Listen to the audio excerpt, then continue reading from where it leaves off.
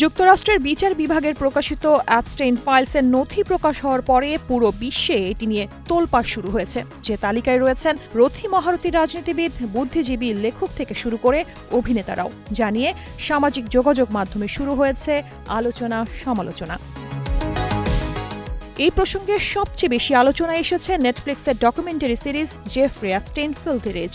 এখানে উঠে এসেছে সেই সব নারীর কণ্ঠ যারা একসময় অ্যাপস্টেইনের ক্ষমতা আর অর্থের শিকার হয়েছিলেন, কিভাবে অল্প বয়সী মেয়েদের প্রলোভন, ভয় আর নিয়ন্ত্রণের ফাঁদে ফেলা হতো।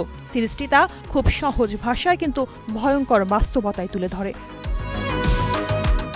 টানা তৃতীয়বার অর্জন করেছে দেশের সেরা সুপার ব্র্যান্ড স্বীকৃতি বসুন্ধরা টিস্যু। এছাড়া দর্শকদের অনেকেই মিল খুঁজে পাচ্ছেন ফিকশন সিরিজ দ্য ইনোসেন্টের সঙ্গে, যেখানে দেখা যায় অভিজাতদের গোপন জগৎ, সেক্স ক্লাব, ক্ষমতার অপব্যবহার আর বিচার ব্যবস্থাকে নিয়ন্ত্রণের চিত্র, যা বাস্তবের অ্যাপস্টেইন নেটওয়ার্কের সঙ্গে অস্বস্তিকরভাবে মিলে যায়।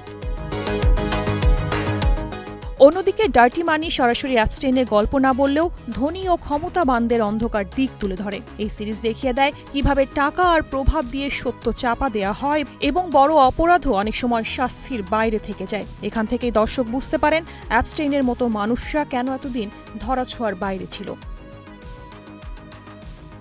স্ট্যানলি কুব্রিকের সিনেমা আইস হোয়াইট শার্ট একসময় কল্পনা মনে হলেও আজ অনেকের কাছে বাস্তবের ছায়া বলে মনে হয়। মুখোশধারী ধনীদের গোপন যৌন উৎসব যেন অ্যাপস্টেইনের দ্বীপের গল্পেরই সিনেমাটিক রূপ। শার্লিন সুমি, কালের কণ্ঠ।